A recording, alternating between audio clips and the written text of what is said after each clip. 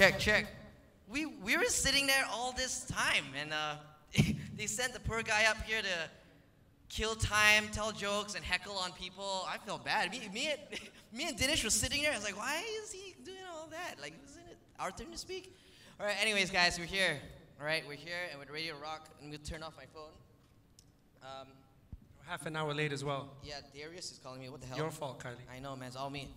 So, no, we're late because we enjoyed our pre-conversation so much. You know, we did a bit of like a warm-up chat with each other earlier, and then we discovered a lot of things we had in common, a lot of stuff to talk about. Now, I did not know, okay, that Dinesh had such a large vision and a worldview behind what he was doing, right? So I think I want to touch a bit on that. I also didn't know that the way he approached China and the way he, as a Southeast Asian startup, as a Singaporean founder going into China, right? There was like all these stories behind how he actually got that done. You know, a lot of us are so afraid of China. They're the big bad monster. Everyone's gonna clone you the next second. You know, there's a lot of horror stories. You know, but you managed to do something really spectacular with China, and there's a lot of juicy stuff in there. So you can stay tuned for that. We've got 28 minutes on the clock. I'm gonna kick it off for people who might not know your story that intimately. Tell us a bit about TradeHero, what TradeHero does. So very simply, I mean, TradeHero is a user-generated community with validated traders that give you stock advice.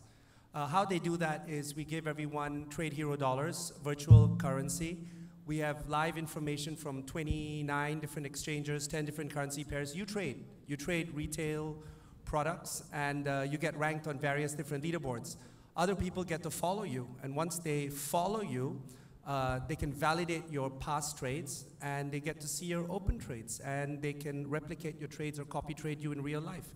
Thereby, we've changed the whole fantasy gaming paradigm where you can actually use virtual dollars, validated with real information, but put it to good use in a real world context or real world setting. So what you're saying is, like, if I just want to dabble with the stock market, like you people are reading about Tesla with that giant power bank and stuff, and like, oh, hey, would I make money if I invested in some Tesla stock? I can use TradeHero to play around, buy some Google, buy some Apple, buy some Tesla, just play around with that stuff and see how well I do in a couple of days. But I don't lose any money because it's not real money. That's absolutely. You can try out your trading strategies, so to speak. And if you're not someone who really wants to try out trading strategies, you can follow people that are doing well on TradeHero, either or. I guess it's like a YouTube phenomenon. They're the consumers and they're the people who are the producers as well. And there's a lot of people. How many users do you have now? We have 3.5 million users. How long did it take? It's taken us since January of 2013 when we launched the app. Now remember that this is a niche vertical. It's a finance vertical. It's a finance category app. So 3.5 million people who actually care about trading stocks online, and they're using it. That are contextual financially. That's correct. Yeah.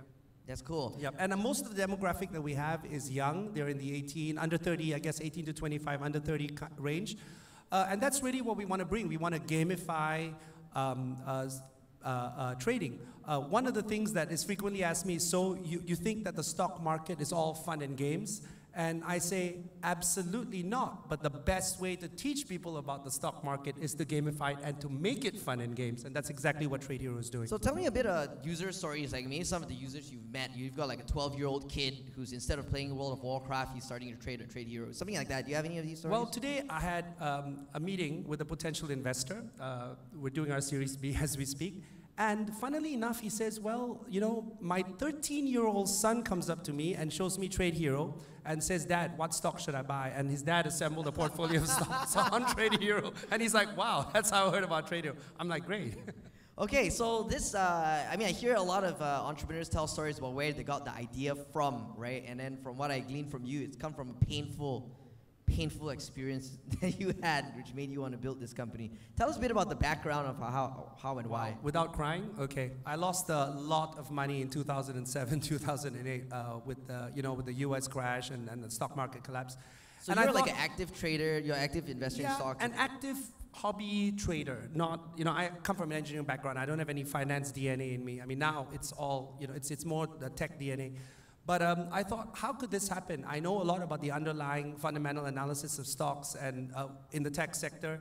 why did this happen? But it's because traders can push, well, professional traders, there's Main Street and there's Wall Street. It's a casino out there. Main Street takes the 65%, and Wall Street takes the 65%. This is some technical stuff, man. Like, I'm not that financial either. Wall Street takes most of the pickings, and they give lesser of the pickings to Main Street. So I'm just trying to even this out in terms of you can't fight an army one man at a time.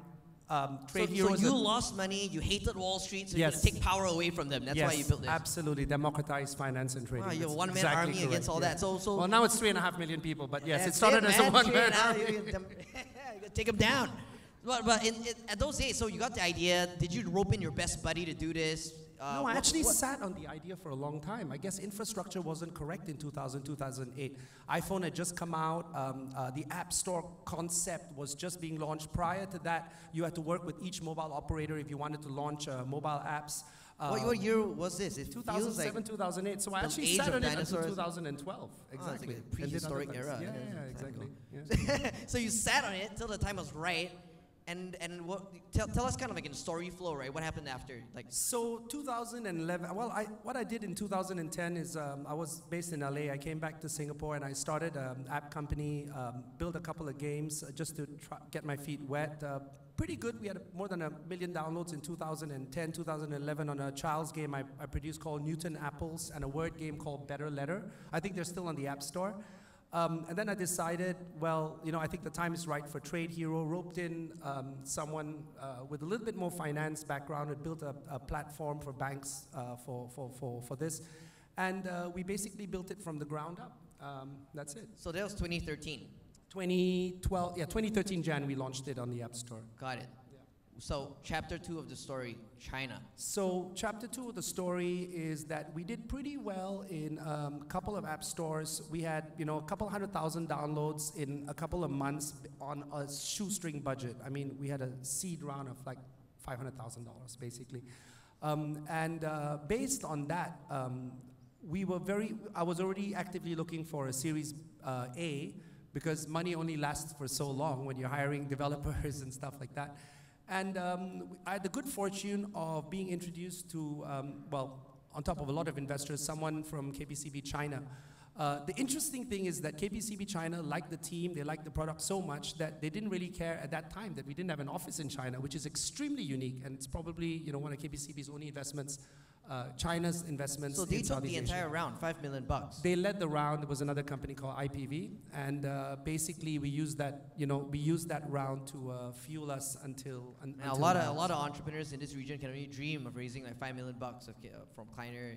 I think what's more important is that VCs really look at the people, the product, and what you can make from it. And I'm very, very happy to say that they're very happy that we have a successful launch in China. But it was not all a bit of roses. They invested after the launch, obviously, right? Or they invested before we launched our office in China, but they invested after the international launch. KPCB's China had to do with China. Got it. But yet we didn't have a product in China yet. Wow, they're betting forward on this one. Yeah, so you said not all fun and roses. Tell us about it. So, China is an animal, but, hey, I think it's kind of nice coming from Southeast Asia because you can straddle both sides of the fence. You have the Europe, US, and you have the China economy. It's just about understanding it, and there's no substitute. You can't auto or remote control from Singapore. You got to get your ass into China. You need to understand the people. It's not a language translation issue. It's a cultural translation issue. And so to speak, we launched our office in May of 2014. We thought at first, hey, hire the whole, great Chinese team, and thought, hey, maybe what we can do, we've already had a successful app in, 70, 80 countries, 60, 70 countries at that time in the finance category. Why don't we just do a language translation and see how that goes? You know what? It failed. And that is the lesson. But we didn't give up. Our VCs were very supportive, and they said, try again. Now, that's something you hardly hear from VCs. Mistakes are made. Try again. And this time, we put a lot more of a cultural translation emphasis on it. Red in China is up, green is down, UI needs to be a little bit more cluttered because that's the way the Chinese. Did you bring in an mainlanders outside like it. consultant, or you No, just we like did sat it all. down and we paid had, for attention? We had the right people. We had the right DNA in the company. You know, the finance, the mobile, the gaming DNA from Chinese companies, Tencent, 你 Snowball. 说的国语也是很厉害是吗？不错不错，可以。在新加坡你学国语啊？新加坡小小的时候。所以呢，很多呢中国的华人在看，哇，你会讲国语哇，真的厉害！ Yeah, but I try not to speak so I can just understand everything undercover. Speaks Mandarin. I'm really impressed. And then we relaunched that, and